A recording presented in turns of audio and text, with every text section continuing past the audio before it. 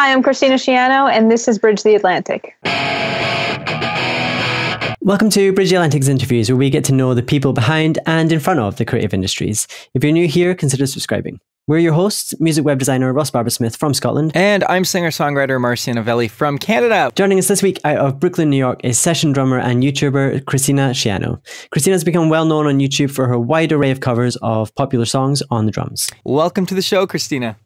Thanks for having me, guys. Awesome to meet you. It's our pleasure.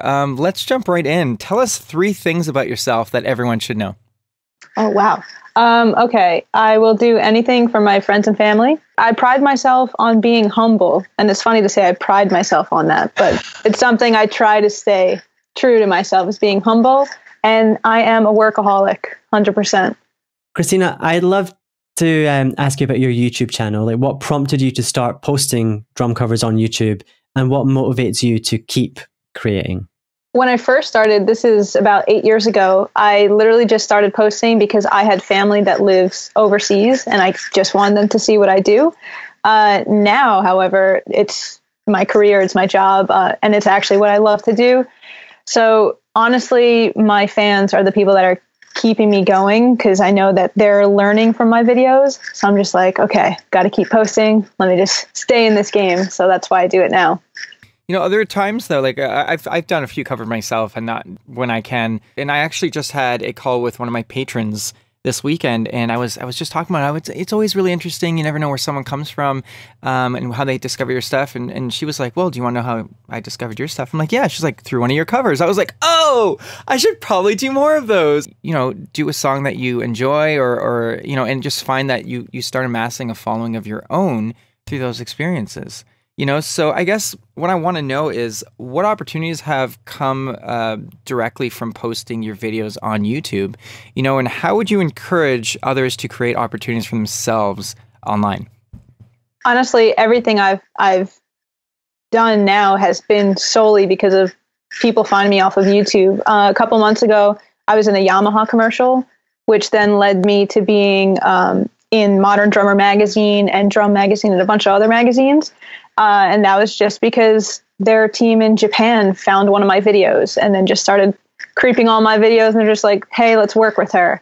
I got signed with Zildjian. That was just because of my YouTube videos. It's literally, people don't know that just covering other people's songs has power, but it actually does. Like, you don't necessarily have to put out original music, even though that would be awesome. I would love to do that eventually, but just posting covers and turning it into your own piece of work and just putting it out there on YouTube is huge. It's a huge tool.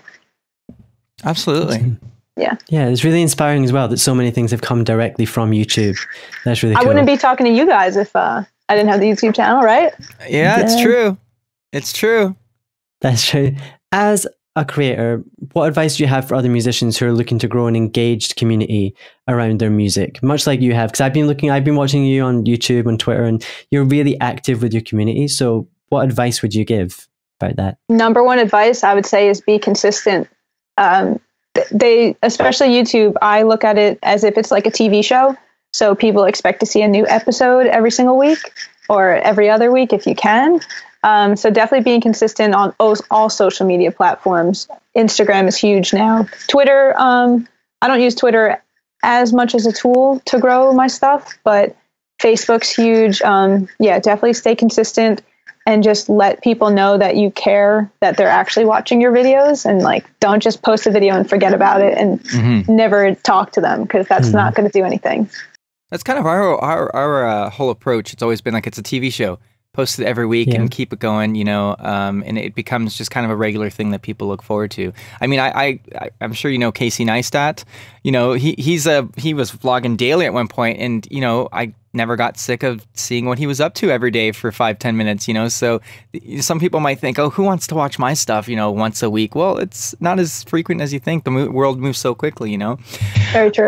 But you know, I'd like to go more specifically into being a musician, not just a creator, but you know. For any musician who would like to get into something like session work, which is something that you do, what steps should they take to get started in that particularly? And, you know, like, how would they go about booking their first session? For me, I guess it's a little different for me because people are finding me from my YouTube channel. So I kind of treat my channel as a resume. So if people want to know what I do, I kind of just send them my link and I'm like, here's my style. This is what I do. Yeah, it's kind of everything just kind of branches out from the YouTube channel.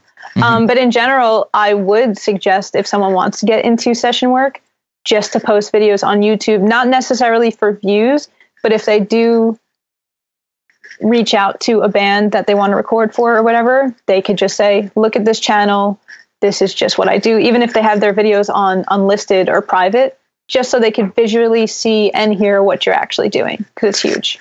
So how long has it been now? When did you first post your I can't speak. When did you post your first video on YouTube? My first video was in 2009. In 2009, so almost 10 years ago now. So what does that have to say about being not only consistent but patient?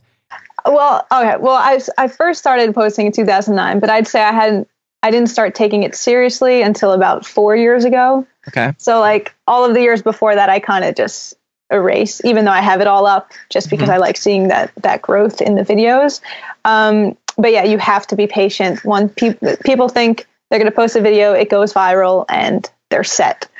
Majority of people's videos don't go viral. So you really do have to be patient, and you have to keep posting videos every single week, even if you're only getting 10 views per video, because eventually one of the videos is going to click in the YouTube's like algorithm. They're going to post it on the trending page or on the suggested videos page. And then that's when it starts to grow. So people in the YouTube world just have to wait, honestly. But having said that too, I want to know what changed 4 years ago for you. You said, that's when you started taking it seriously. Why did you start taking it seriously? What changed in you to want to do that? And two, what did you change? So I went to the NAMM convention. Do you guys know what that is? Yeah. Okay. In California? Yes. Yeah. So I went to my first NAMM convention 4 years ago. Got to talk to so many incredible companies and other musicians, and I kind of was just picking their brains because I was hanging out with other YouTubers. Casey Cooper was one of the ones that I hung out with, and he was huge. He still is huge. So I got some advice from him, and then I got home, ended up getting some endorsements out of that trip, upgraded my quality of the videos, and then I'm like, okay, let's actually try this seriously. And I was also going into college at that point, so I kind of had to start thinking of what I wanted to do career-wise. So that's how things just started to roll, and I was just like, I think I could do music as an actual career. That's fantastic. So, you up the quality, because that's what I was going to say too. I know it's inspiring to say, keep doing what you're doing and it's going to grow. However, if you keep doing terrible shit videos, I don't know how much that's going to grow. So, I mean, keep doing what you're doing, but would you not also recommend always finding a way to up yourself? Tiny little things, right? Tiny little things you can just slowly change over time that just ups your quality.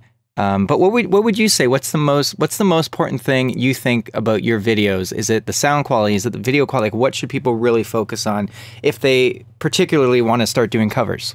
I'd say sound quality is the biggest thing. Honestly, now a lot of people complain that they can't get into YouTube because they don't have cameras.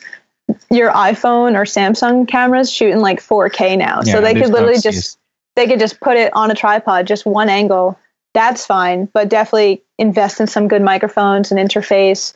Even if you know an engineer that can mix it, which is what I do, that would be huge. So I would definitely say focus on audio quality over the video quality. Yeah, there's something to be said about audio quality surpassing video quality. I think that I will sit through a video that doesn't look that great, but sounds fantastic versus a video that looks fantastic. But if the audio is just, the audio is more pain. Like, you can actually physically hurt your ears if the audio is not good, but if the video just is not good, it's not as great to look at, but you're not going to actually end up with pain in your eyes. You know what I mean? Yeah, that's very true. Yeah, so that's what I think. That's definitely, and I've seen a few different people suggest that as well. Yeah, I've heard that from a few places too. Now, to everyone tuning into this right now, I just want to let you know that we'll be talking with Kristina in a few minutes over on our new series Encore about making a recording session successful. Now, Kristina, where is the best place for people to connect with you online? Probably YouTube, but I'm YouTube. Anyway. Yeah, definitely YouTube. I read all of the comments, so I will see whatever you're going to write to me.